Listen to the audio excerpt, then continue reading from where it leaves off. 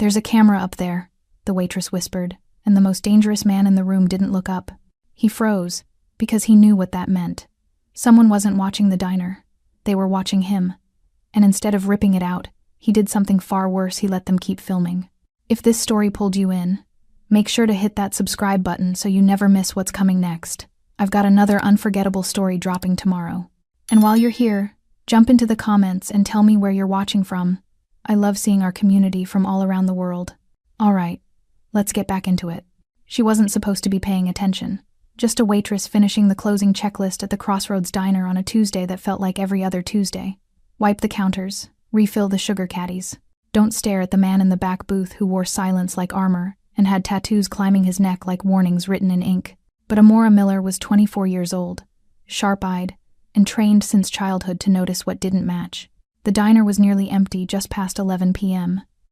That dead hour between the late shift workers and the insomniacs who'd arrive around 2 a.m. seeking pie and silence. The fluorescent lights buzzed overhead with the tired persistence of something that refused to die. The smell was familiar. Burnt coffee, fryer grease that had soaked into the walls over decades, and the faint sweetness of cherry pie that never quite left the air. Alan Dominato sat in his usual booth, back to the wall, black suit sharp despite the late hour. His collar hung open just enough to reveal the edge of intricate tattoos that disappeared beneath expensive fabric, dark ink that spoke of allegiances and choices that couldn't be undone. His dark hair was styled back, his jawline sharp and unforgiving, his presence commanding without effort. He was 35, but carried himself with the controlled stillness of someone who'd learned early that movement meant vulnerability. His men stood near the entrance, two shadows in dark clothing, close enough to respond, but far enough to give the illusion of privacy. One leaned against the wall by the door, arms crossed. The other stood with hands clasped in front of him, scanning the parking lot through the window. Both wore the same expression. Alert neutrality. Amora had served Alan for 6 months, long enough to know he took his coffee black, never looked at the menu, and tipped exactly 30% every time. Long enough to know that when he was here, the diner became something other than a diner, a temporary embassy, a neutral zone where things were decided without words. She'd learned not to ask questions, not to linger, not to make eye contact unless he initiated it first, but she'd also learned to watch. Tonight, she was refilling the sugar dispensers near the service counter when her gaze drifted upward, a habit born from years of checking for leaks in cheap apartments, for ceiling stains that meant trouble was coming. The diner's ceiling was old, exposed beams crisscrossing above like the skeleton of something that refused to die. Dust clung to everything up there, thick and undisturbed, the kind of grime that accumulated over years of nobody looking up. Except there was a spot that didn't match.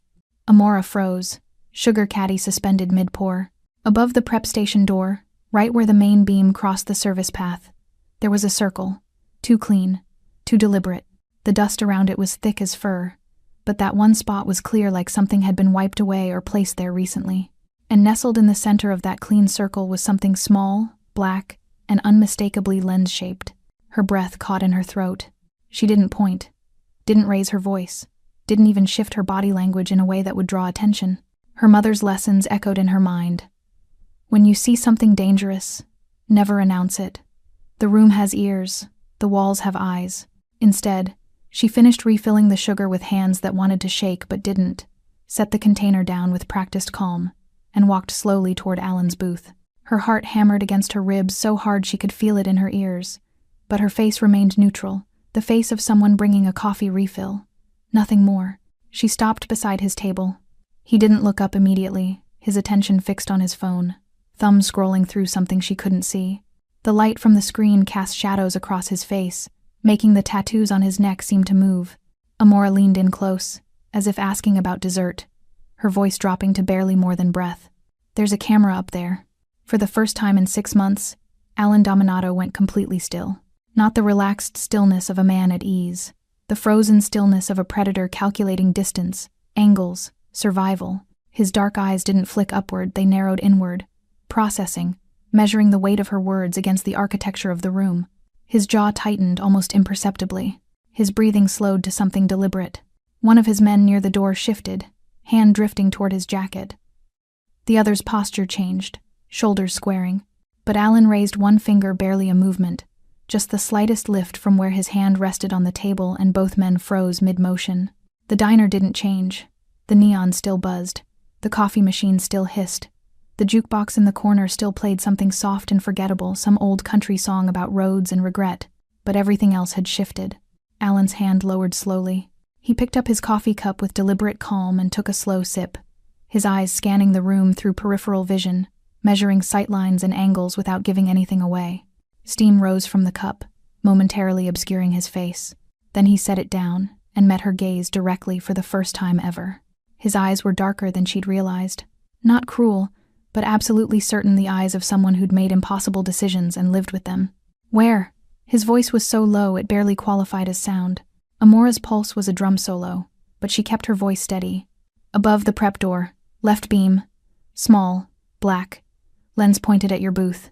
Alan didn't look up, didn't turn his head, didn't react in any way that would signal awareness to whoever was watching. Instead, he lifted his coffee cup again, using the motion as cover to glance toward the kitchen area, then back to his phone. How long? I don't know, but the dust pattern says recent. Days, maybe a week? Not longer. Something flickered across Alan's expression, not fear, but recognition.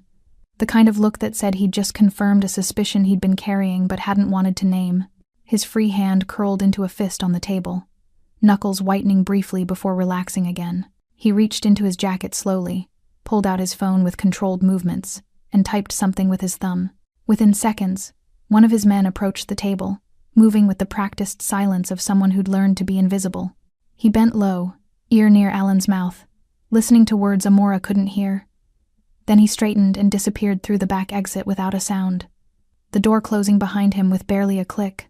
Alan looked at Amora again. This time, his expression had changed, still controlled, but with something else underneath. Calculation, strategy, and something that might have been respect. Go to the kitchen, he said quietly. Stay there until I tell you otherwise. It wasn't a threat. It was protection.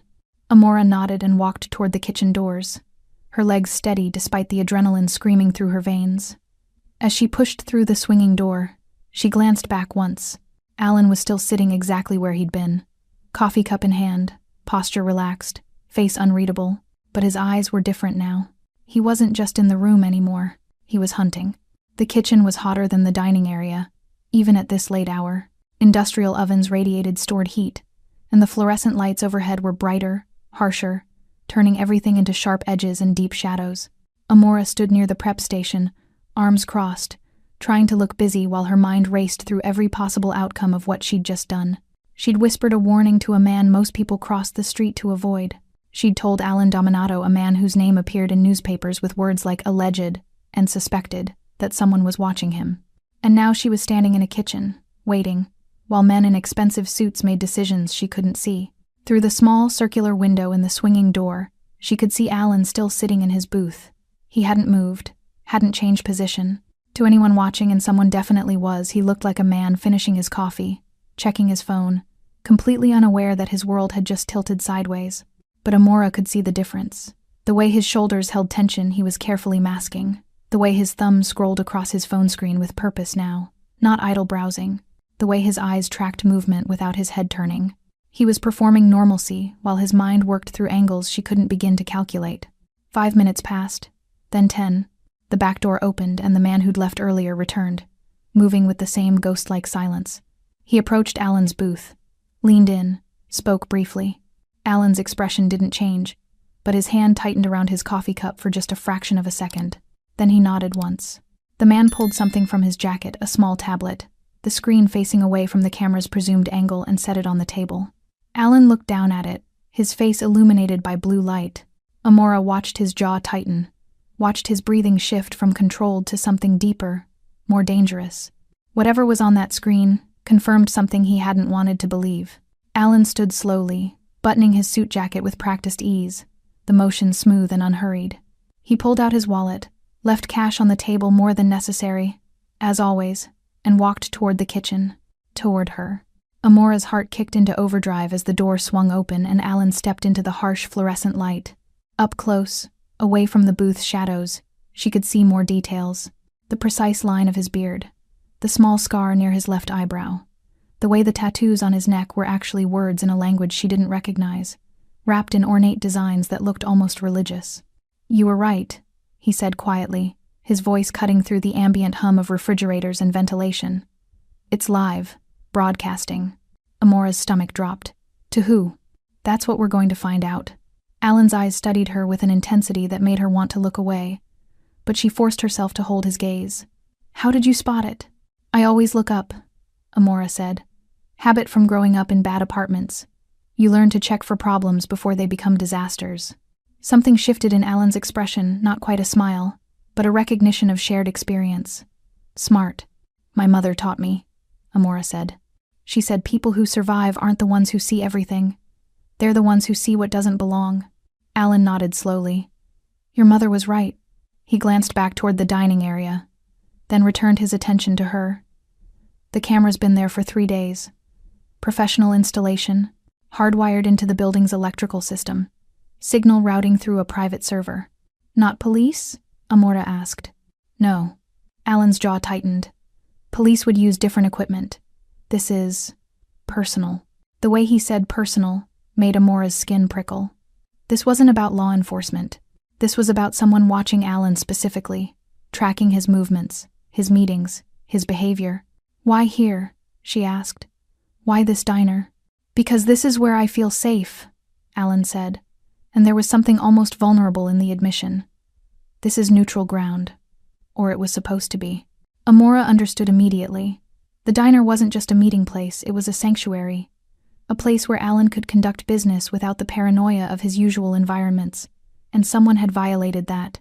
"What are you going to do?" she asked.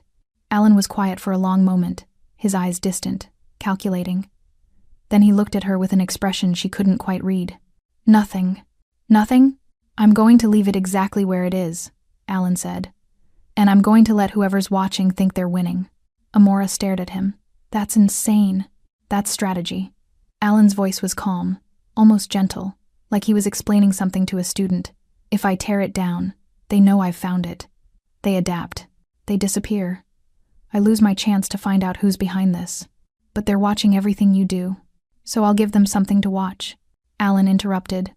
"Something that looks real but tells them exactly what I want them to know." He paused, studying her face. "The question is, can I trust you?" The words hung in the air between them, heavy with implication. "Trust me with what?" Amora asked carefully. "With knowing this exists. With keeping your observations to yourself. With understanding that what happens in this diner over the next few days might look like one thing but mean something else entirely." Amora felt the weight of what he was asking. He was inviting her into something dangerous, something that existed in the shadows where people like her weren't supposed to go. Every instinct her mother had taught her said to walk away, to quit this job, to forget she'd ever noticed that camera. But another part of her, the part that had always been curious, that had always seen patterns others missed, wanted to understand. Wanted to know why someone would surveil a man like Alan Dominato. Wanted to see how this played out. "I won't say anything," Amora said quietly. Alan studied her for another long moment, then nodded. "You should go home. Regular time. Regular routine. Don't change anything. And tomorrow? Tomorrow you come back to work like tonight never happened. You serve coffee. You refill sugar caddies. You watch." His eyes locked onto hers with absolute certainty. "But this time, you're watching for me." Before Amora could respond, Alan's phone buzzed. He glanced at it, his expression darkening. "Problem?" Amora asked. "Development," Alan corrected. He looked back at her one more time. "Thank you. For noticing. For telling me. Not everyone would have." "Why not?" Alan's smile was cold and knowing. "Because most people prefer not to see. It's safer that way." He turned and walked back through the swinging door, leaving Amora alone in the too-bright kitchen with a choice she'd already made but didn't fully understand yet. She'd just become part of something she couldn't control. And somehow, that didn't frighten her as much as it should have. Amora didn't sleep that night. She lay in her studio apartment, 3rd floor, east side, where the streetlight bled through thin curtains and turned everything amber, staring at the ceiling and replaying the whisper over and over. "There's a camera up there." 4 words that had changed something fundamental, though she couldn't yet name what. By morning, exhaustion had settled into her bones, but her mind was still racing. She showered, dressed in her usual uniform, black pants, white button-down, comfortable shoes, and stared at her reflection in the bathroom mirror. Her mother looked back at her. Same dark eyes, Same sharp cheekbones. Same expression of someone perpetually calculating risk. Elena Miller had been a housekeeper for wealthy families, moving through expensive homes like a ghost, learning to read people by the things they thought no one noticed. She'd taught Amora that survival wasn't about being the strongest or the smartest, it was about being the most observant. Watch their hands, Mija, not their faces. Hands tell you what they're about to do. Eyes tell you what they want you to think. Elena had died 3 years ago, cancer that spread faster than anyone expected, but her lessons remained. They'd kept Amora employed, kept her safe, kept her invisible in a world that preferred women like her to stay that way. Until last night, when she'd chosen to be seen. Amora arrived at the diner at 4 p.m. for the evening shift. The parking lot was half full, the dinner crowd trickling in. Inside, everything looked exactly the same. Same booths, same scratched counters, same jukebox playing songs that were old when her mother was young. But the camera was still there. She could see it now. Even from across the room, that small black circle above the prep door, nestled in dust that nobody else bothered to look at. Knowing it was there changed everything. Every customer became a potential threat. Every glance felt weighted with surveillance. Jerry, the day shift manager, nodded at her from behind the register. "You're on tables 1 through 8 tonight. Ramirez called in sick." "Got it," Amora said, tying her apron. The shift started normally. Families with tired kids, truckers ordering coffee and pie, a couple arguing in whispers over something that had started long before they'd entered the diner. Amora moved through it all with practiced efficiency, her body on autopilot while her mind stayed alert. Alan didn't arrive until almost 8 p.m. She saw him through the window first, the black Mercedes pulling into the lot, parking in the same spot he always used. He emerged alone this time. No visible security. Just a man in a dark suit walking through the early evening heat like he owned the air around him. When he entered, their eyes met for a fraction of a second. No acknowledgement, no signal, just a flicker of recognition before he moved to his usual booth. Amora gave him 5 minutes, then approached with a coffee pot and a menu he'd never open. "Evening," she said, her voice professionally neutral. "Coffee. Black," Alan replied, not looking up from his phone. She poured, noting the way he angled his body slightly away from the camera's direct line of sight. Casual, natural, but deliberate. As she turned to leave, he spoke quietly. 15 minutes. Back door. Bring your purse." Amora's hand tightened on the coffee pot, but she didn't react otherwise, just nodded once and walked away. 15 minutes felt like hours. She served customers, refilled drinks, cleared plates, all while her pulse hammered a countdown in her ears. When the time came, she told Jerry she was taking her break, grabbed her purse from the staff locker, and slipped through the kitchen to the back exit. Alan was waiting in the alley, leaning against the brick wall beside a dumpster that smelled like old grease in summer heat. The sun was setting, painting everything in shades of orange and purple. In this light, his tattoos looked like they were moving. "You came," he said. "You told me to. I asked you to. There's a difference." Alan pushed off the wall, hands in his pockets, posture relaxed but eyes sharp. "I need to ask you some questions. Personal ones. You can say no." Amora's guard went up immediately. "What kind of questions?" "The kind that tell me if I can trust you." Alan's gaze was steady, assessing without being predatory. "Where did you grow up?" "South Side, near the rail yards." "Family?" "Just my mother. She died 3 years ago." "I'm sorry." The words sounded genuine. "What did she do?" "Housekeeping. Private homes. She moved around a lot. Different families every few years." Amora paused, then added, "She said it was safer that way. If you stayed too long, you saw too much. And people don't like being seen." Alan's expression shifted recognition again, like pieces of a puzzle clicking together. "She taught you to notice things. She taught me to survive by noticing things." Amora corrected, "To read a room before entering it, to know when someone was lying by how they held their shoulders, to see patterns in behavior that meant trouble was coming." "Why?" "Because we were invisible. Housekeepers, waitresses, cleaners. People look through us, but that means we see everything." Amora met his eyes directly. "My mother said that was our power. We could see what rich people, powerful people, wanted to keep hidden, as long as we never acknowledged it out loud." Alan was quiet for a long moment, studying her with an intensity that should have been uncomfortable but somehow wasn't. "Yesterday you broke that rule," he said finally. "You acknowledged something out loud. To me. Why?" Amora had asked herself that same question all night. Because it felt wrong. Not morally wrong, strategically wrong. You come to that diner because it's safe. Someone violated that. And she hesitated, searching for the right words. I don't like bullies. I don't like people who cheat by watching from the shadows. Something like respect flickered across Alan's face. You realize what you've done, don't you? By telling me about that camera, you've made yourself visible. To me, to whoever's watching. You can't go back to being invisible now. I know. Does that scare you? Amora considered lying, then decided against it. Yes, but not enough to make me regret it. Alan nodded slowly, like she'd passed some test she hadn't known she was taking. I had someone look into your background. I hope you don't mind. Amora's jaw tightened. And you're exactly who you appear to be. No criminal record, no debts, no connections to anyone in my world or anyone who'd want to harm me. Just a woman working 2 jobs to pay rent on a studio apartment while taking online classes in graphic design. The invasion of privacy should have angered her. Instead, it made a strange kind of sense. You had to be sure. I did, because what I'm about to ask you requires trust. Alan pulled his phone from his pocket, typed something, then showed her the screen. It was a surveillance feed, the view from the camera in the diner, showing his empty booth from above. This is what they're watching, Alan said. Every move I make, every person I meet, every conversation I have. For the past 3 days, someone has been building a map of my behavior. Who? I don't know yet, but I'm going to find out. He pocketed the phone. And I need you to help me do it. Amora's breath caught.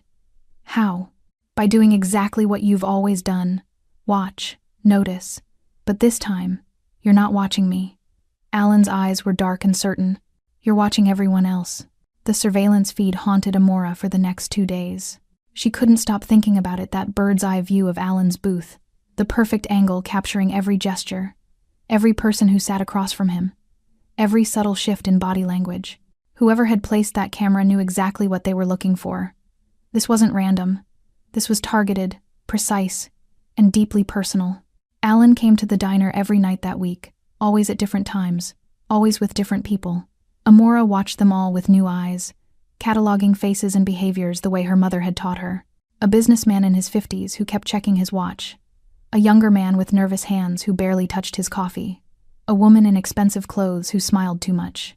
Any of them could be the reason for the camera. Or none of them. On Thursday night, Alan arrived alone again. This time, when Amora brought his coffee, he slid a folded piece of paper across the table as she set down the cup. She palmed it smoothly, years of invisible service making the motion automatic. In the kitchen, she unfolded it. Red sedan. License plate GHT 4729. Parked across the street. Driver hasn't moved in 40 minutes. Watch him. Amora's pulse quickened. She moved to the small window by the back door and peered out into the parking lot. Sure enough, there was a red sedan parked under a broken streetlight, dark enough that she hadn't noticed it before. She couldn't see the driver clearly, just a silhouette behind the wheel, motionless, watching. She went back to work, but kept glancing toward the window whenever she passed. The sedan didn't move, didn't leave, just sat there like a predator waiting for the right moment. Around 9 p.m., Alan's phone buzzed. She saw his expression change, something hardening in his jaw, a coldness settling into his eyes. He stood, left money on the table, and walked out without looking at her. 30 seconds later, the red sedan's engine started. It pulled out slowly, following Alan's Mercedes at a careful distance. Amora's hands shook as she cleared Alan's table. This was real. This wasn't just surveillance, this was active pursuit. Someone was tracking Alan's every move, and they weren't being subtle about it anymore. Her shift ended at 11 p.m. She walked to her car in the mostly empty parking lot, keys already threaded between her fingers the way her mother had taught her. The night air was thick and humid, carrying the smell of asphalt and distant rain. Her phone buzzed as she unlocked her car door. Unknown number. She almost didn't answer, but something made her thumb the accept button. Get in your car and drive home normally, Alan's voice said without preamble. Don't look around. Don't change your routine. I'll call you in 20 minutes. The line went dead. Amora's heart hammered as she slid into the driver's seat, started the engine, and pulled out of the parking lot. She forced herself not to check the rearview mirror obsessively, not to drive faster than usual, not to do anything that would signal awareness. The 20-minute drive to her apartment felt like hours. She parked in her usual spot, climbed the stairs to her third-floor unit, and locked the door behind her. Only then did she allow herself to breathe. Her phone rang exactly 20 minutes after the first call. "I'm sorry to involve you like this," Alan said, his voice quieter than she'd ever heard it. "But you're already involved, and I need you to understand what's happening." "Tell me," Amora said, sitting on her second-hand couch in the dark. "The camera isn't law enforcement. We confirmed that. The signal routes through a shell server owned by a logistics company called Meridian Transport. On paper, it's a legitimate freight operation. But I've used them before 3 years ago, when I needed to move. Sensitive cargo. The owner is a man named Felix Crane, ex-military, very good at making things disappear. You think he's behind this? I thought he might be. Until tonight." Alan's voice tightened. "My tech team traced the server access logs. The footage isn't just being recorded, it's being accessed in real time by 3 different IP addresses. One of them belongs to Crane, but the other 2," he paused. "One is registered to an apartment in the financial district. Expensive. The kind of place you don't rent on a freight manager's salary. Who lives there? That's what I need to find out. But the 3rd IP address is what concerns me." Another pause, heavier this time. "It's accessing the feed from inside my own organization." The words landed like a physical blow. Amora sat forward, gripping the phone tighter. "Someone on your side is watching you? Not just watching, selling my movements, my meetings, my patterns. Someone close enough to know where I'd feel safe is feeding that information to people who want to use it against me." "Who?" "I have 3 possibilities, all of them people I've trusted for years. All of them with access to my schedule, my properties, my operations." Alan's voice was cold now, controlled fury beneath the surface. "One of them is betraying me, and I can't move against them until I know which one." Amora's mind raced through the implications. "So, you're going to let them keep watching, let them think they're winning." "Exactly. I'm going to give them a performance. Make them believe I'm vulnerable, distracted, making mistakes. And when they move to take advantage..." He didn't finish the sentence. He didn't need to. "What do you need from me?" Amora asked. "Keep doing what you're doing. Watch the diner. Watch who comes in, who sits with me, who reacts when things happen. You see patterns I can't, because you're invisible to them. They look through you, until I'm not invisible anymore. If this goes wrong, if they realize you're helping me..." Alan's voice carried weight now, genuine concern. "You'll be in danger, real danger. I can offer you protection, but I can't guarantee your safety. You can still walk away from this. I'll understand." Amora thought about her mother, about all those years of watching from the shadows, about being invisible as a survival strategy, about how that invisibility had felt like armor but also like a cage. "I'm not walking away," she said quietly. "Why not?" "Because you're right. I see things. And what I see is someone being hunted by people who are supposed to be on his side. That's not just dangerous, it's wrong. And she searched for the right words. "I'm tired of just watching. I want to do something that matters." Alan was quiet for a long moment. When he spoke again, his voice carried something new, not just respect, but genuine gratitude. "Then we do this together. But carefully.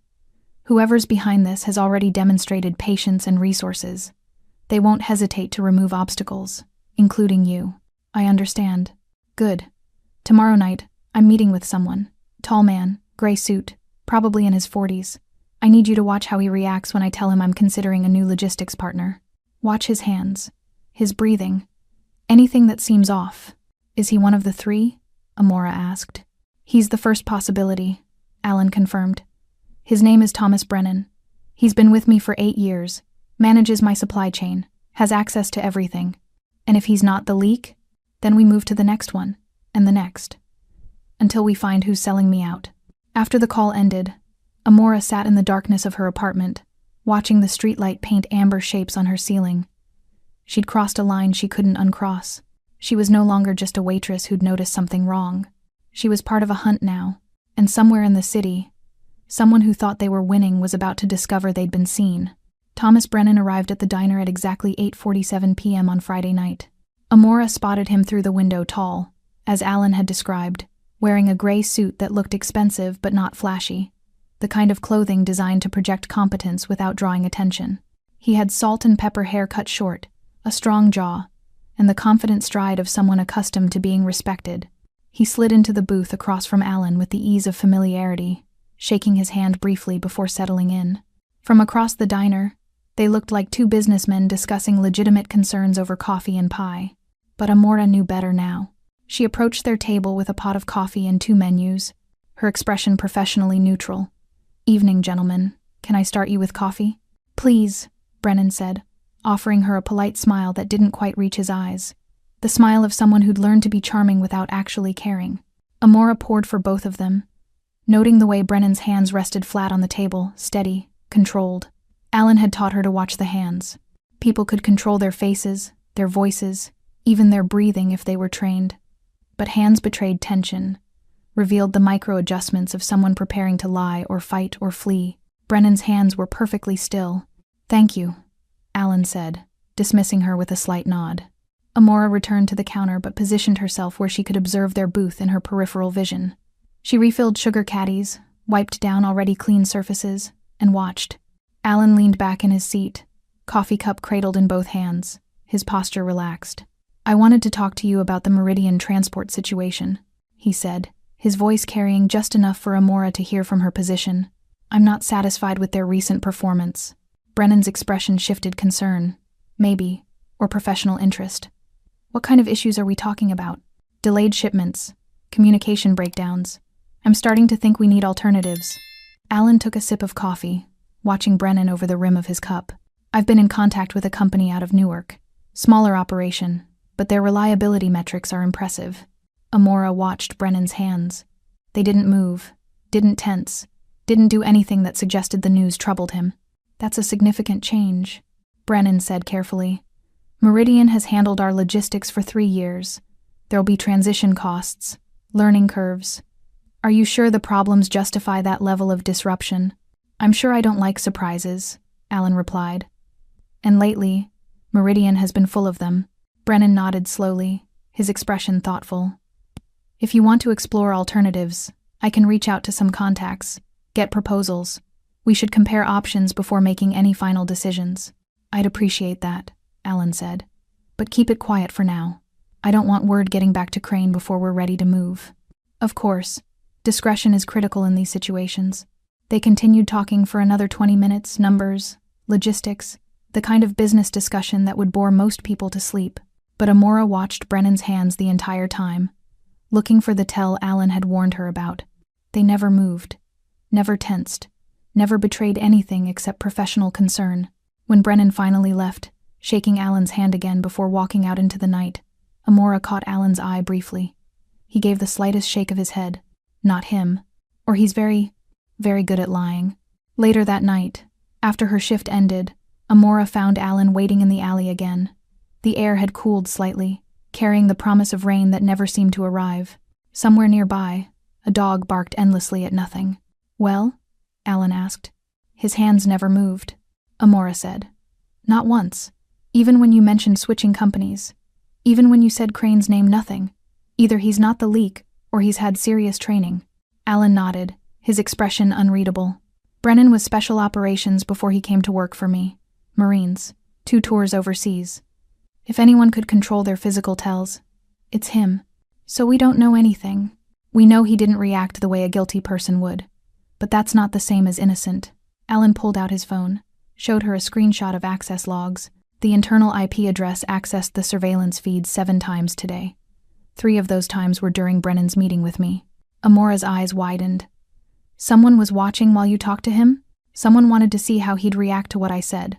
Which means either Brennan is the leak and he's reporting back, or someone else is monitoring him to see if he's trustworthy." "This is incredibly paranoid," Amora said. "This is survival," Alan corrected. "In my world, paranoia is just pattern recognition that hasn't been proven wrong yet." Thunder rumbled in the distance. The storm that had been threatening all week was finally moving in. "What's the next step?" Amora asked. "Tomorrow night. Different meeting. Different person." Alan's jaw tightened. "Isabella Russo.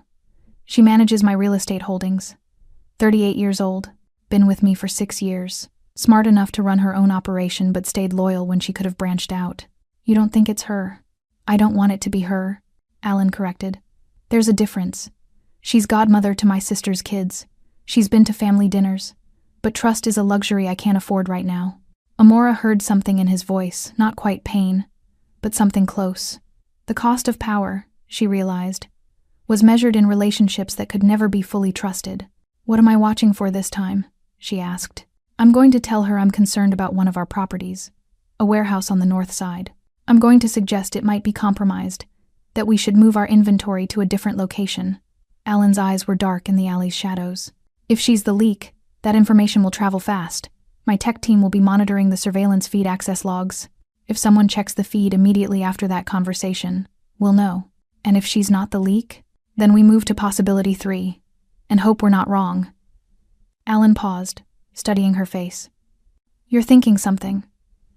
I can see it, Amora acetated, then voiced the thought that had been building since Brennan's meeting.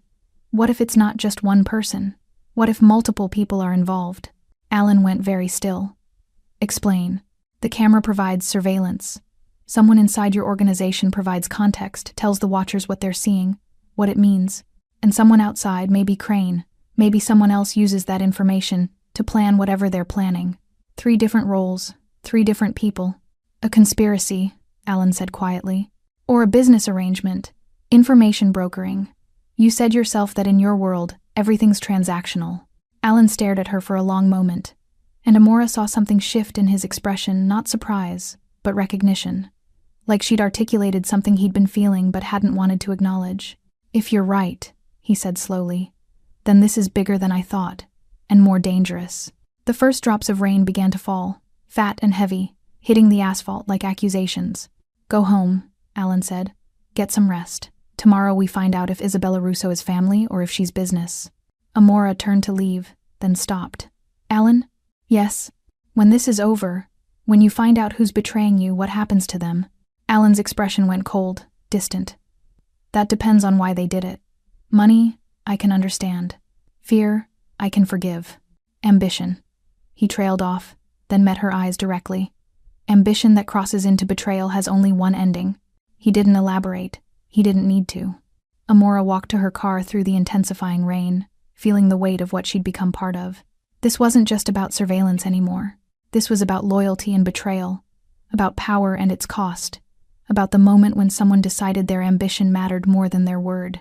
And somewhere in the city, someone was watching a feed, believing they were unseen, not knowing that the man they were hunting had become the hunter. Isabella Russo walked into the diner like she owned the world. She was striking in a way that commanded attention without demanding it. Dark hair pulled back in a sleek ponytail, crimson blouse under a black blazer, heels that clicked against the tile floor with rhythmic confidence. She carried herself with the assurance of someone who'd learned early that presence was power. Amora watched her slide into the booth across from Alan, leaning in to kiss his cheek with familiar affection. Not romantic, familial. The gesture of someone who'd earned proximity through years of loyalty. You sounded serious on the phone, Isabella said, her voice carrying a slight Bronx accent she'd never bothered to polish away. What's wrong? Alan waited until Amora approached with coffee before answering. She poured for both of them, catching the subtle tension in Alan's shoulders, the careful neutrality in Isabella's expression. Thank you, Isabella said, offering Amora a genuine smile. The kind servers recognized because it was so rare actual acknowledgement, not performative courtesy. Amora nodded and retreated to her observation post. We have a problem, Alan said quietly. The warehouse on the north side. I think it's been compromised. Isabella's hands, which had been reaching for the sugar, stopped mid-motion. Compromised how? I'm not sure yet. But I've noticed increased activity in the area. Surveillance patterns that don't match normal law enforcement. And 2 of our regular contacts have gone quiet in the past week. Alan leaned forward slightly. I want to move everything out. Tonight if possible. Can you arrange alternate storage? From her position at the counter, Amora watched Isabella's reaction with surgical precision. The woman's hands had frozen when Alan said, compromised, but now they resumed their motion, adding sugar to her coffee, stirring slowly, the spoon clinking against ceramic with deliberate calm. But her breathing had changed. Shallow. Faster. That's a significant operation, Isabella said carefully. Moving that much inventory on short notice will be expensive and risky. Are you certain we need to act this quickly? I'm certain I don't take chances with our security, Alan replied. His voice was harder now, less familiar. This is what I pay you for, Isabella. Solutions, not questions. Something flashed across Isabella's face, hurt. Maybe, or anger at being spoken to like an employee rather than family. Her jaw tightened. I'll make the arrangements. But I need 12 hours minimum. Moving in daylight is too exposed. 12 hours, Alan agreed. And Isabella? No one else knows about this. Not Brennan, not the warehouse staff, just you and me. Isabella's eyes narrowed slightly. You don't trust your own people anymore? I trust evidence, Alan said flatly. And right now, the evidence says someone's been watching me too closely. Until I know who, I trust no one. The words landed like a slap. Isabella's expression hardened, professional distance replacing the warmth she'd arrived with. Understood. I'll call you when it's arranged. She stood, leaving her coffee untouched, and walked out without another word. The door chimed as she left, too cheerful for the tension that lingered in her wake. Amora caught Alan's eye. He gave her a barely perceptible nod, then returned his attention to his phone. 20 minutes later, Amora's own phone buzzed with a text from an unknown number. Her breathing changed. Hands stopped, recovered too quickly. She deleted the message immediately and continued working, her heart pounding with the weight of what she'd just witnessed. Isabella Russo, godmother to Alan's nieces and nephews, trusted lieutenant for 6 years, had just failed the test. The performance began in earnest 2 hours later. Alan had moved to a different booth, one with better visibility from the camera angle. He was on his phone, speaking in a voice just loud enough to carry angry, frustrated, the tone of a man losing control. I don't care what it costs, just make it happen. No, tonight. Everything moves tonight. Because I said so, that's why. He slammed the phone down on the table, theatrical, obvious. Then he ran his hands through his hair in a gesture of stress Amora had never seen him make before. He was performing frustration, broadcasting weakness, letting whoever was watching think they'd rattled him. Amora refilled his coffee, leaning in as she poured. Is this part of it? She whispered. All of it, Alan murmured back. They need to believe I'm panicking, that I'm making desperate moves without thinking them through. And if they take the bait, then we find out exactly who's been selling me out. For the next hour, Alan continued the show. He made 3 more calls, each one progressively more agitated. He spilled coffee, something the careful, controlled Alan Dominato would never do, and cursed loud enough for the whole diner to hear. He paid his bill in crumpled cash instead of the neat bills he always used, leaving a tip that was too small, completely out of character. To anyone watching, he looked like a man coming apart. Around midnight, one of Alan's men entered, the same one who'd investigated the camera initially. He approached Alan's booth, and they had a conversation just loud enough for the microphone to catch. The transport's ready. But sir, moving everything tonight, it's not secure. We haven't had time to vet the route. I don't care about secure, Alan snapped. I care about getting our inventory away from that compromised location. We move at 2 a.m. Tell everyone. Sir, that's an order. The man left, shoulders tight with apparent concern. Another performance, another piece of carefully crafted theater. At 12:30 a.m., Amora's phone buzzed again. 3 access spikes on the surveillance feed in the last hour. Someone's watching closely. The trap is set. She looked toward Alan's booth. He was gathering his things, preparing to leave. As he stood, he stumbled slightly, barely noticeable, but enough.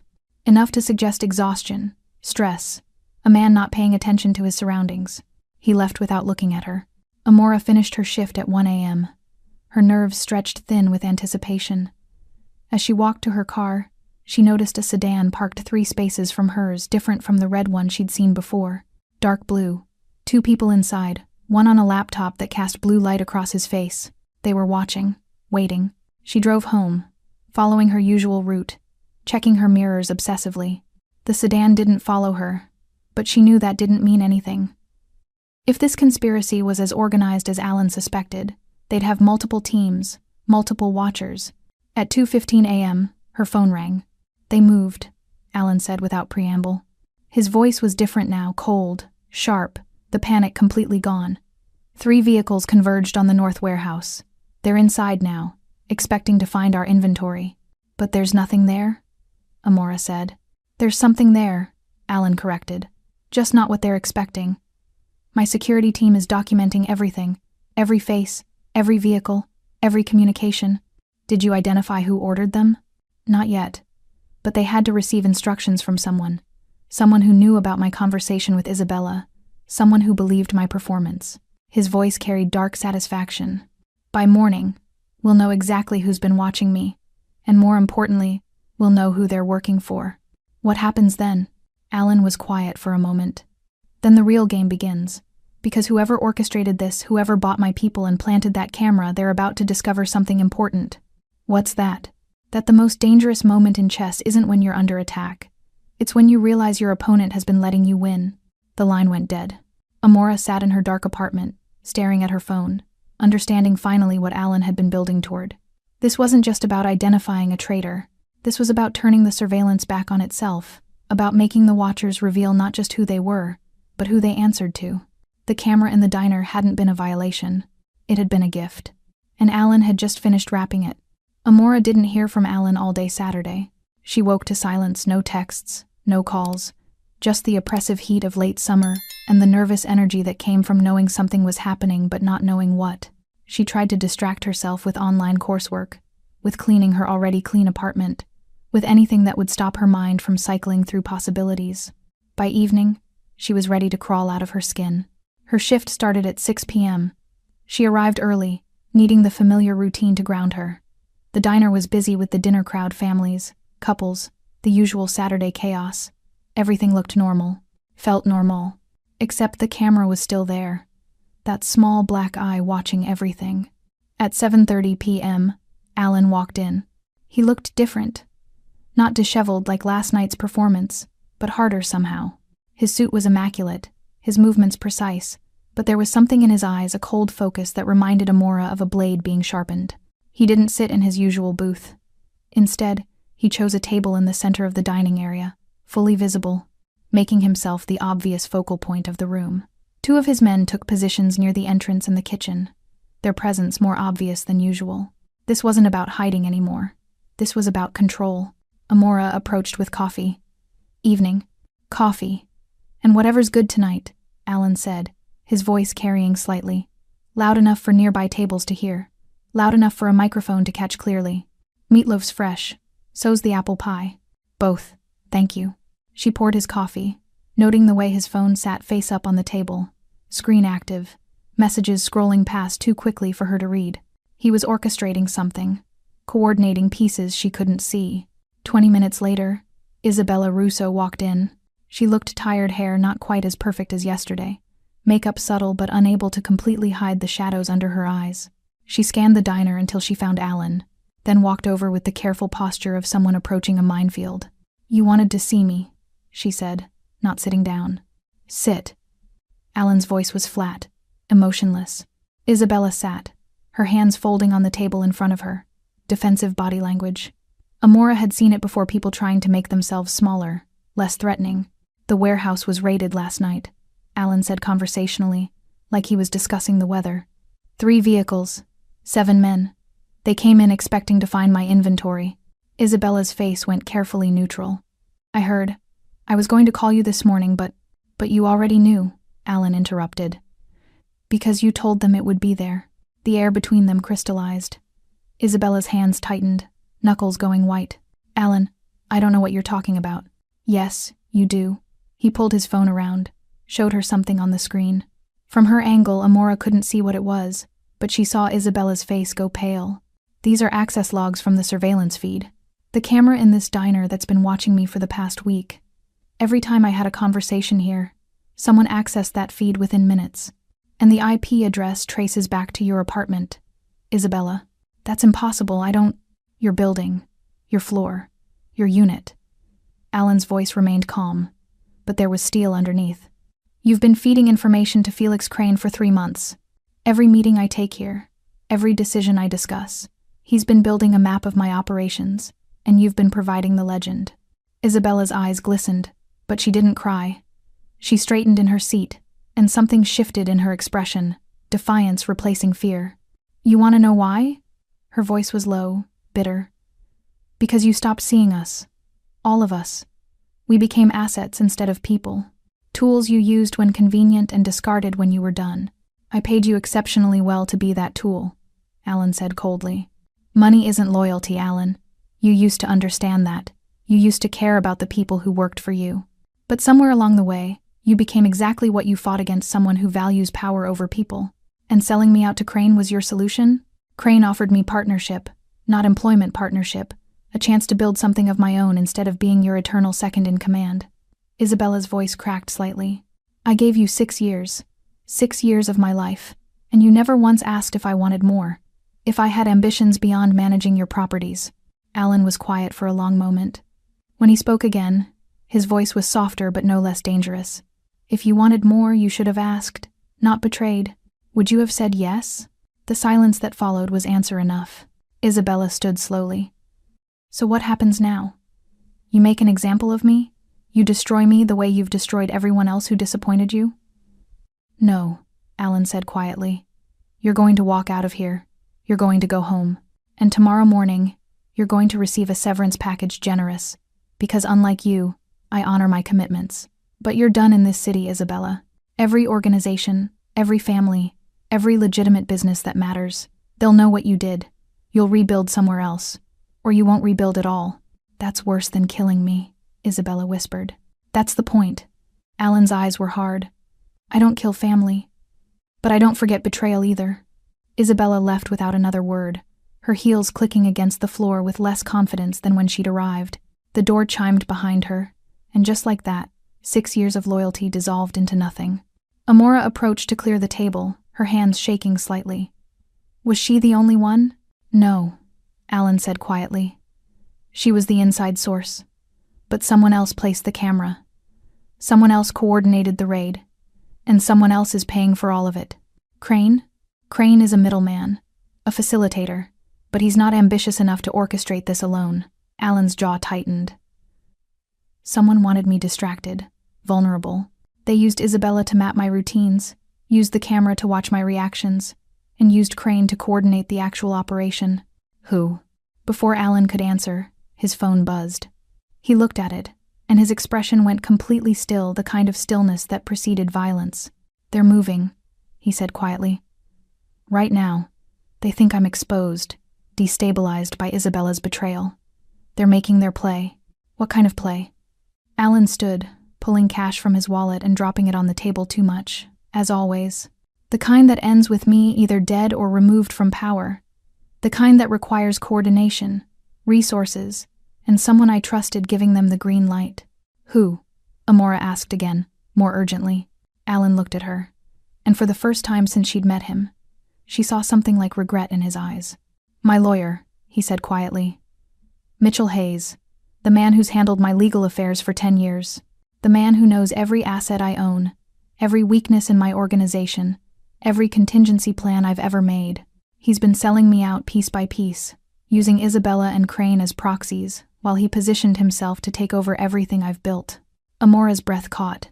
How do you know? Because 20 minutes ago, he filed emergency injunctions to freeze my accounts, claiming suspected criminal activity. And he scheduled a meeting with my suppliers for tomorrow morning, a meeting I wasn't invited to. Alan's voice was ice. He's not just betraying me. He's trying to replace me. What are you going to do? Alan's smile was cold and sharp. I'm going to let him think it's working. And then I'm going to show him exactly what happens when you mistake patience for weakness. Mitchell Hayes thought he was winning. Alan knew this because his tech team had intercepted every communication Hayes sent over the past 12 hours. Every email to suppliers suggesting Alan was undergoing personal difficulties. Every text to associates hinting at leadership transitions. Every carefully worded phone call, positioning himself as the stable alternative to Alan's supposed instability. Hayes had built his case methodically. The frozen accounts, the emergency injunctions, the scheduled meeting with key suppliers. On paper, it looked like a responsible attorney protecting assets from a client spiraling out of control. In reality, it was a calculated coup. Sunday morning, Alan sat in a downtown office building, not his usual headquarters, but a neutral space Hayes wouldn't associate with him. Around him sat his core team, his head of security, his financial officer, and the one lawyer he still trusted, a woman named Patricia Reeves, who'd worked in federal prosecution before going private. Hayes filed the injunctions under mental health protocols, Patricia explained, spreading documents across the conference table. He's arguing you've exhibited erratic behavior, the outburst at the diner, the panicked warehouse move, the confrontation with Isabella. He's painted you as unstable. Because I wanted him to, Alan said calmly. Patricia raised an eyebrow. You staged your own mental breakdown? I staged vulnerability. Hayes saw an opening and took it. Now we know exactly what he's been planning. Alan pulled up a recording on his tablet. This is from yesterday evening. Hayes talking to Felix Crane. He pressed play. Hayes's voice came through clearly. Dominato's finished. The accounts are frozen, and by tomorrow afternoon, I'll have control of his supplier network. Once I consolidate operations, we split everything 60-40 as agreed. You provide logistics, I provide legitimacy. Crane's response was cautious. What about Isabella? She served her purpose. Once Dominato's removed, she becomes a liability we can't afford. She knows too much. The recording ended. Patricia sat back, expression grim. That's conspiracy to commit fraud and implied threat of violence. More than enough for criminal charges. I'm not interested in criminal charges, Alan said. I'm interested in exposure. What do you mean? Alan's smile was cold. Hayes thinks he's operating in shadows. He thinks his communications are secure, his plans private. What he doesn't know is that for the past 6 months, every email, every phone call, every document he's created has been copied to a secure server. Not by me, I didn't know he was the leak until 2 days ago, but by someone who suspected him long before I did. Who? Patricia asked. Someone smarter than all of us. Alan pulled up another file. Isabella Russo. Before she betrayed me completely, she was hedging her bets. She didn't trust Hayes, so she started documenting his activities. When she finally committed to selling me out, she kept those files as insurance. And when I confronted her last night, she gave them to me. Not out of loyalty, out of spite. She wanted to make sure if she went down, Hayes went down harder. Patricia scrolled through the documents, her eyes widening. This is comprehensive. Financial records, communication logs, meeting notes. Hayes has been planning this for 18 months. Long before Isabella got involved, Alan confirmed. He used her as a convenient scapegoat, someone to take the fall while he positioned himself as the solution.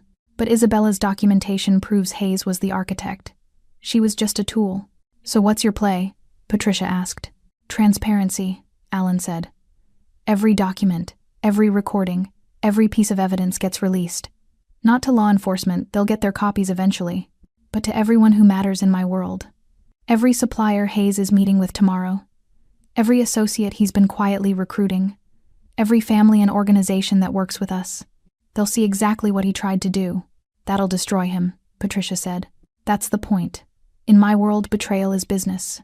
People understand ambition, even respect it. But what they can't tolerate is someone who operates through deception while pretending to be your advocate. Hayes positioned himself as the ethical one, the legitimate one. When everyone sees he's been orchestrating this while pretending to protect my interests, he won't just lose credibility, he'll become untouchable. No one will work with him. No firm will hire him. He'll be radioactive. Patricia studied him for a long moment. You're not just removing a threat. You're making an example. I'm telling a story, Alan corrected. The story of what happens when someone mistakes my restraint for weakness. When they think because I don't react immediately, I'm not paying attention. When does the story go public? Patricia asked. In about 3 hours, Alan said, checking his watch. Right before Hayes' meeting with my suppliers. They'll walk into that conference room having just read every detail of his betrayal. And Hayes will realize, maybe for the first time in his life, what it means to be truly exposed. At 11 a.m., Amora's phone buzzed with a news alert. She was home, unable to work, unable to do anything except wait for news. The alert was from a local business journal. Prominent attorney Mitchell Hayes under investigation for fraud conspiracy. She clicked through to the article. It was devastating, every scheme, every betrayal, every conversation documented with surgical precision. The journalist had clearly been given exclusive access to a massive data dump, and they'd published it all. By noon, it was everywhere. Financial news sites, legal blogs, even mainstream media picked it up, the story of a trusted attorney who'd tried to orchestrate a takeover of his own client's empire. Her phone rang. Alan, did you see? He asked. Everyone's seeing it, Amora replied. It's viral. Hayes is finished. Hayes is a cautionary tale, Alan corrected.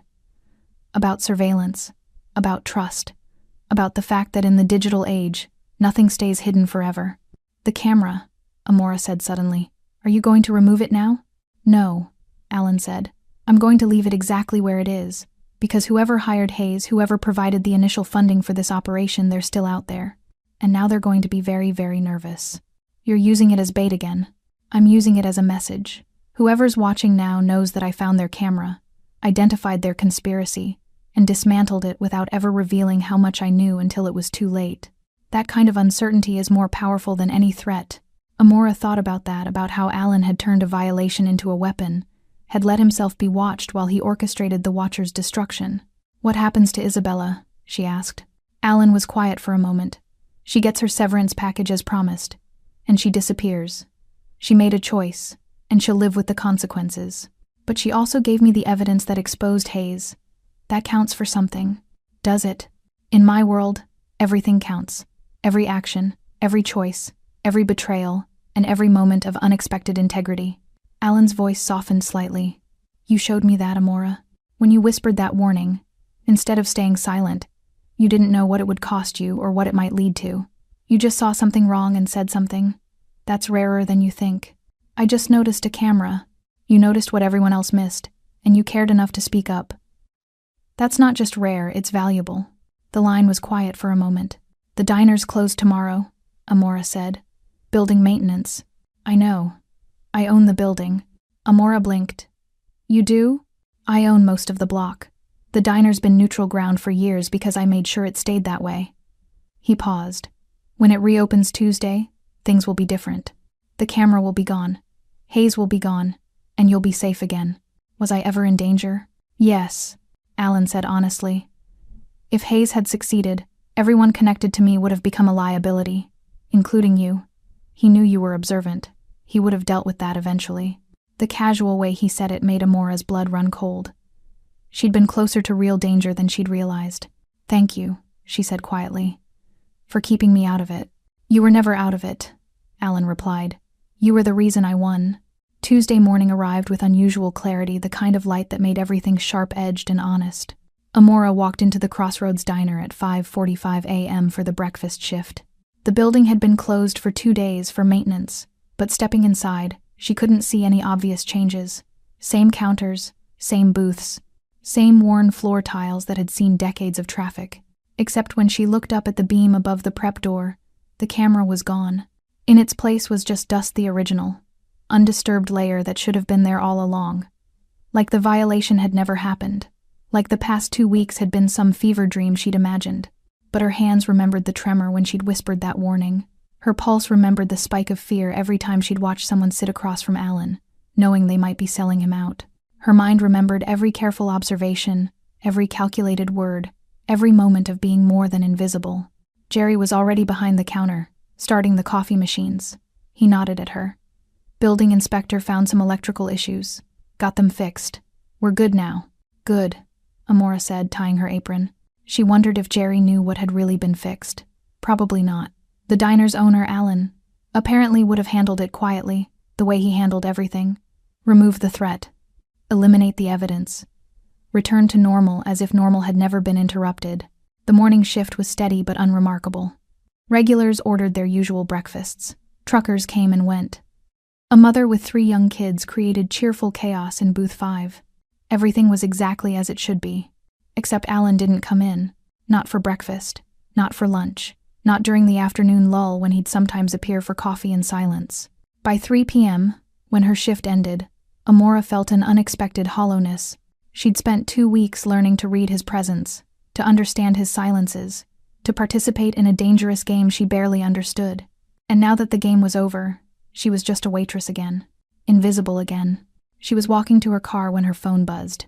Meet me at Riverside Park. East entrance. Amora's heart jumped. She sat in her car for a long moment, staring at the message, then drove across town to the park. Riverside Park was one of those old urban green spaces that had survived development through sheer stubbornness. Trees older than the city's skyline, walking paths that curved along the water, benches where people came to think or hide or remember. Alan was sitting on a bench overlooking the river, dressed casually for the first time she'd seen dark jeans, black Henley, no suit jacket. He looked younger somehow, less armored, more human. You came, he said as she approached. You asked. I requested. There's a difference. He gestured to the bench. Sit. Amora sat, maintaining a careful distance, aware of how different this felt from their previous interactions. No diner counter between them. No performance for cameras. Just two people on a bench watching the river move. Hayes is finished, Alan said quietly. His law license is under review. His assets are frozen pending investigation. Every client he had is looking for new representation. He'll probably face criminal charges. But even if he doesn't, his career is destroyed. And Crane?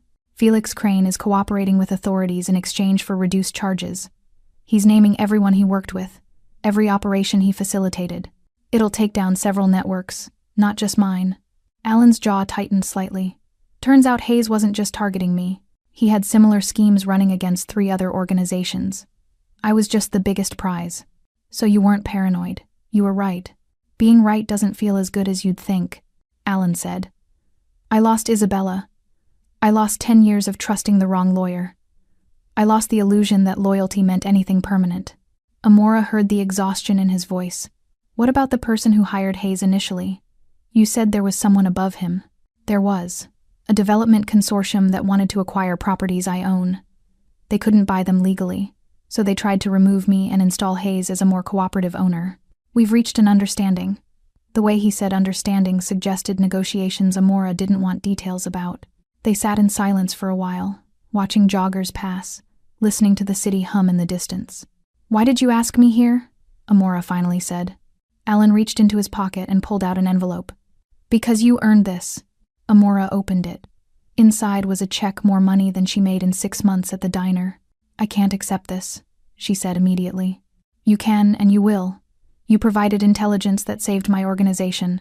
That's worth compensation. I just noticed a camera. You noticed what professionals missed, Alan interrupted. You spoke up when staying silent was safer. You watched people for me when you could have refused.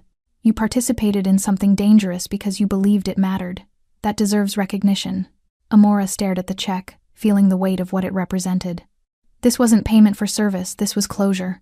This was Alan telling her their arrangement was over, that she could return to her life, that the dangerous world she'd glimpsed would close behind her like a door she'd never find again. What if I don't want to be invisible anymore? The words came out before she could stop them. Alan turned to look at her directly. What do you mean? I mean, for 2 weeks I mattered. What I saw mattered. My observations changed outcomes. And now I'm supposed to go back to serving coffee and pretending I don't see things? Amora's voice was quiet but intense. You said I was valuable. Was that just the situation talking, or did you mean it? Alan was quiet for a long moment, studying her with those dark, calculating eyes. I meant it, he said finally. But valuable in my world comes with costs you haven't paid yet. Danger you've only glimpsed. Choices that change who you are. Maybe I want to change. Or maybe you're addicted to feeling important, Alan said, not unkindly. There's a difference between wanting growth and wanting validation. You need to be sure which one you're chasing. His words hit harder than Amora expected. Was he right? Had she just gotten hooked on the adrenaline of mattering? Think about it, Alan said, standing. Keep the check. Take time. If in a month you still want something different, call me. But don't make this decision because you're afraid of being invisible. Make it because you've decided invisibility isn't enough anymore. He started to walk away, then paused. Amora? Thank you. For everything. Genuinely. You already said that. I know, but I wanted you to hear it when there weren't cameras watching, when it was just truth, not strategy. He walked away along the river path, hands in his pockets, looking like any other person enjoying an afternoon in the park. But Amora knew better now. She'd seen behind the curtain. She'd learned that power wasn't always loud, that danger often wore expensive suits, and that sometimes the most important thing you could do was whisper 4 words when everyone else stayed silent. She looked at the check in her hands, then at her reflection in the river. For the first time in her life, Amora Miller wasn't sure who she wanted to be, and somehow, that felt like freedom. The check sat on Amora's kitchen counter for 3 days before she deposited it. Not because she didn't need the money her rent was due. Her car needed new tires, and her mother's medical debts still haunted her credit report, but because depositing it felt like accepting that the past 2 weeks were over. Filed away. Finished. On Friday evening, she returned to the Crossroads Diner for her regular shift. The place felt smaller somehow, more ordinary. The magic, or maybe the danger that had transformed it into something significant, had evaporated with the camera's removal. She went through her routine with mechanical precision. Poured coffee, took orders, cleared tables, smiled at customers who didn't really see her. By 9 p.m., the dinner rush had faded to the usual handful of late-shift workers and insomniacs seeking pie. Then Alan walked in. Amora's breath caught. She hadn't expected to see him again. Not really. She'd assumed he'd find a new neutral ground. A new place where waitresses didn't know his secrets. But he walked straight to his usual booth back to the wall. Clear sight lines to both entrances, and sat down like he'd never left. Their eyes met across the diner. He nodded once. She grabbed the coffee pot. "Evening," she said, approaching his table with careful neutrality. "Coffee. Black," Alan said, the familiar ritual reasserting itself. She poured, noting that his hands were steady, his expression calm. Whatever storms had raged through his world, they'd passed. Or at least, he'd learned to navigate them. "Anything else?" she asked. "Actually, yes." Alan gestured to the seat across from him. "Sit for a minute?" Amora glanced around. The diner was quiet enough that Jerry wouldn't complain. She slid into the booth, feeling strange sitting where so many dangerous conversations had taken place. "You deposited the check," Alan observed. "How did you—" She stopped. Of course he knew. "Yes. Yesterday. Thank you. It helps more than you know." "Good." He took a sip of coffee, his movements unhurried. "Have you thought about what I said? About what you want?" Amora had thought about little else. She'd replayed their conversation by the river dozens of times, testing his words against her instincts. "I have," she said carefully. "And I think you were right. Part of what I felt was the rush of mattering, of being seen, but that's not a good enough reason to step into your world." Something flickered across Alan's expression. Approval, maybe, or respect. "That's a mature answer," he said. "But," Amora continued, "I also realized something else. I don't want to be invisible forever. I want to build something that matters.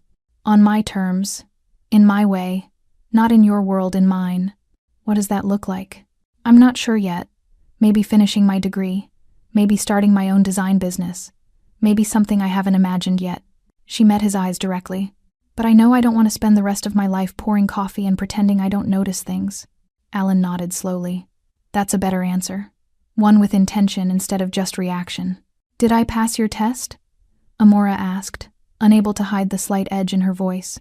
"It wasn't a test. It was genuine concern. I've seen people get addicted to proximity to power. It rarely ends well." They sat in silence for a moment. The jukebox played something old and melancholy. A truck rumbled past on the street outside. "Can I ask you something?" Amora said. "Go ahead. Why did you come back here? You could go anywhere, meet people anywhere. Why return to a place that was compromised?" Alan's expression softened slightly. "Because it wasn't the place that was compromised, it was the people. And those people are gone now. This diner is still what it always was. Neutral ground. Safe ground. Sometimes you don't abandon a place just because it was violated. Sometimes you reclaim it." Amora understood what he meant. The camera was gone, but the memory of surveillance remained. By returning, Alan was refusing to let that violation define the space. He was choosing to trust it again, or at least, choosing not to run. "Will you ever really trust anyone again?" she asked quietly. "Probably not the way I used to," Alan admitted. "Hayes taught me that trust without verification is just wishful thinking. But complete isolation isn't living, it's just surviving. So I'll trust carefully, verify constantly, and hope that the people I choose to trust understand why." He finished his coffee and pulled out his wallet, leaving the usual cash with the usual tip. "I should let you get back to work," he said, sliding out of the booth. "Alan?" Amora said as he stood. "Yes? Thank you. For listening to me whisper, for taking me seriously, for treating me like I mattered even when I was just a waitress who noticed something wrong." Alan's expression was unreadable, but his voice was genuine. "You were never just anything, Amora. That's what made you dangerous. You saw everything and everyone underestimated you. That's the most valuable combination in any world." He turned and walked toward the door, his men materializing from wherever they'd been waiting, forming their practiced protective detail. Amora watched him leave, then looked up at the beam where the camera had been. Just dust now. Just a ceiling that no one else would ever think to examine. She picked up her coffee pot and returned to work, moving through the familiar routine with new awareness. She noticed things still did, always would. The couple in booth 3 whose body language suggested an argument barely contained. The trucker at the counter who kept checking his phone with increasing anxiety. The teenager alone in the corner who was probably supposed to be somewhere else. She saw everything, but now she also understood that seeing wasn't the same as acting. That noticing patterns didn't obligate her to intervene. That sometimes the most powerful thing you could do with observation was choose what to do with it. The diner's neon sign buzzed overhead, casting its familiar red glow across worn vinyl and scratched countertops. Outside, the city continued its endless motion, people moving through their lives, most of them never knowing how close they came to the dangerous currents that flowed beneath the surface. Amora refilled coffee cups and cleared plates, invisible again to most. But she knew something now that she hadn't known before. Invisibility was a choice, not a condition. And when she was ready, when she'd built something of her own, on her own terms, she'd choose to be seen. Not because someone else had given her permission, but because she'd earned it. The camera was gone. The danger had passed. The diner was just a diner again. But Amora Miller was no longer just a waitress. She was someone who'd whispered truth to power and lived to tell about it. And that, she decided, was enough. For now. Thanks for staying with this story right till the final moment. You're the reason these stories come alive. If you're ready for another powerful journey, just tap the next video on your screen. And before you go, leave a quick comment and rate this story from 1 to 10. I'm excited to see your thoughts and connect with you down there.